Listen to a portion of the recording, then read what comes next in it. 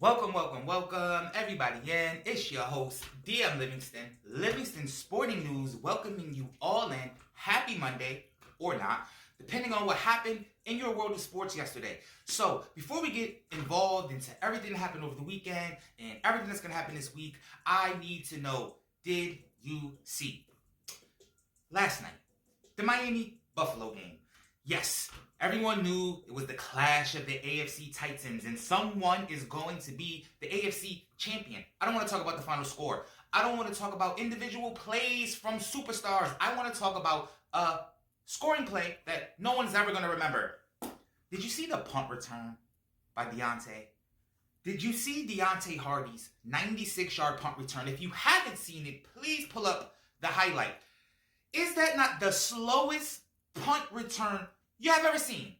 Kickoff return, whatever it was that not the slowest moving 96-yard return you have ever seen in your entire life? That's just something that's been pressing on me ever since I seen it. I just couldn't believe that he made it all the way there and nobody caught him. I thought the Dolphins were the fastest team in the NFL. Anyways, I digress. How's everybody going? How's everybody doing? Very long weekend up here in New England, specifically Connecticut. We had a lot of snow come through, so I stayed inside and I watched a lot of sports.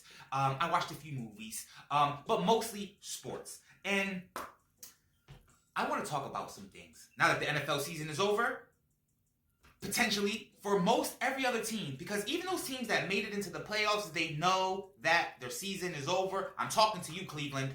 You're not beating Houston. CJ Stroud, listen, I don't know if I invented the CJ Stroud bandwagon, nor do I know if I invented the Houston bandwagon. But I know I am at least in the passenger seat, if not driving this bus. CJ Stroud, listen. Cleveland, it was a cute story with Joe Flacco. It was cute. It was adorable. Houston is not playing no games. Now, I'm not saying Houston's winning the Super Bowl, but if you want an early lock pick for Super Wild Card Weekend, Houston over Cleveland, I don't care what the spread is. They're not stopping CJ Stroud. I don't care what the spread is. They're not stopping CJ Stroud. Now, I have two teams that I hate almost equally. Philadelphia Eagles and the Dallas Cowboys. I almost hate them equally. So when bad things happen, I don't know which team brings me more joy. I found out this weekend.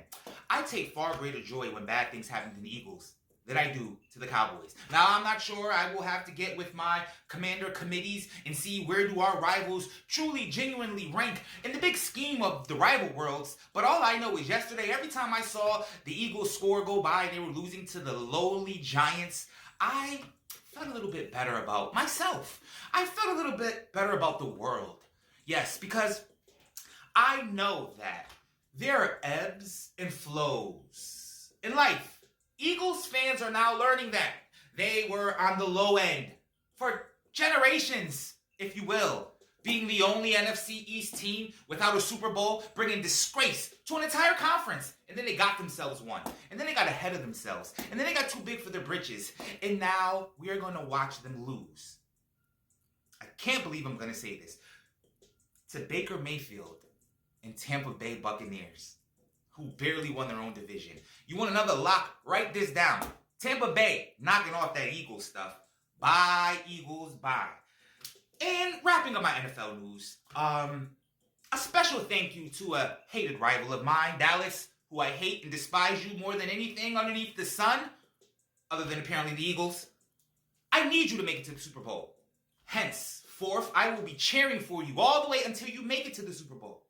Because if you losing on a regular season Sunday in October makes me happy on Monday, it'll be the happiest Monday of my life to watch you lose in the Super Bowl. Respectfully seeing, I've never seen it.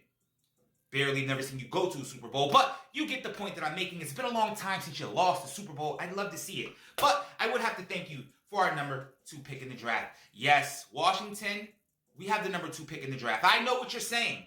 The last time we had the number 2 pick in the draft, it started off with a flurry and then it ended with a catastrophe. But new management, don't forget that.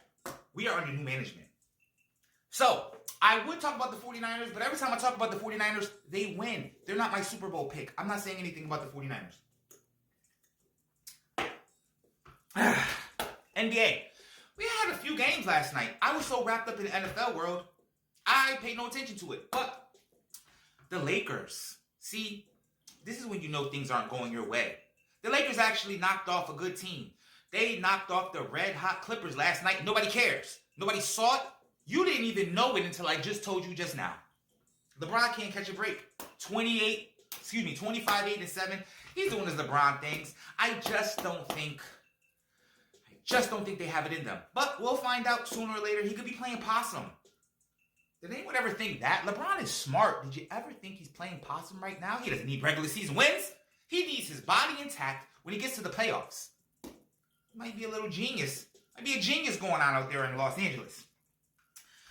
So tonight, 6 games. More importantly, the national championship game, Michigan, Washington. I'll get to that in a second. Just want to touch into this. It's only 6 NBA games tonight, so my gamblers out there, we are going to have to do our best to find the best because we only got 6 games to pick from. So what I will do is I'll point you in the right direction. Take a look at that Houston at Miami. Remember who I've been telling you about? Sengun. I've been saying his name wrong this whole time. My apologies. I'm not from H-Town, but that game, that could be interesting. That could be an interesting game. And the Suns and the Clippers. I know I want this to manifest itself so badly that I keep pushing it. But the Suns keep letting me down. I think tonight we get it. I think the Suns and the Clippers tonight, especially after the Clippers just lost to the Lakers. You know they don't like that. Losing a big bro like that. They might try to take it out on the Suns. So that's the NBA tonight. 6 games. Not really too much going on. But here it is. Championship Monday night. Now I know my feelings about NCAA football. I feel like it is the most rigged up thing on planet Earth because a room behind locked doors picks which teams go and play. And they don't let it get settled on the field. Tonight, we settle it on the field.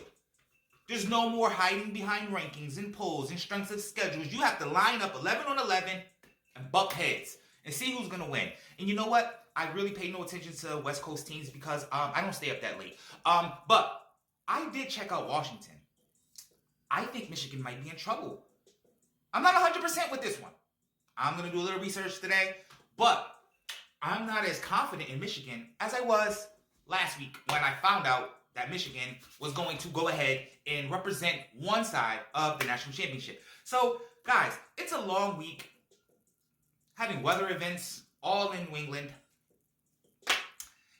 Lips are getting chapped. Coffee's getting low. But I'm here. We're going to get it started. So, before I go and get involved in my Monday, I was doing some research over this weekend. And in between my research, I came across that there was an actual league in existence prior to the NBA. And I know what you're saying. Oh, it's the ABA. It's the ABA. Google the NBL. And after you read that information, you're welcome. I just increased your IQ. Yeah, I could have told it to you, but I got other things to do. I did the research. You do some research. So, guys, it's Monday. We have a long week ahead of us. I'm going to be here each and every day, Monday through Friday, trying to get us where we need to be in the world of sports. And the last thing I'll say, guys, let's get away from this rigged up stuff. Let's stop liking the videos. Let's stop feeding into this. Let's stop feeding into sports are rigged. Sports are rigged. Let's stop it. Before it goes too far. It was cute at first. It was funny. Now, every other video I see is someone trying to break down a play as to why the script said that. A person that's never played sports ever. I will tell you, not in professional capacity, but damn it, I got awards. I played football and basketball. So, what I will tell you is, it's hard enough to try to accomplish the game with no script. I want to make this 3. I want us to win this game. I need to make this pass. I have to make that steal. I have to make this block. It's hard enough to do it when it's not scripted. It's not scripted. I still have to execute this play. It's not wrestling. So, millennials, you're going to ruin the world. That's what you're going to do. And you're already ruining most of the world. I'm not going to let you ruin the sports world. Stop with the rigged up stuff. And if it is rigged up, so what? Sports. It's entertainment. When it's all said and done, we're just trying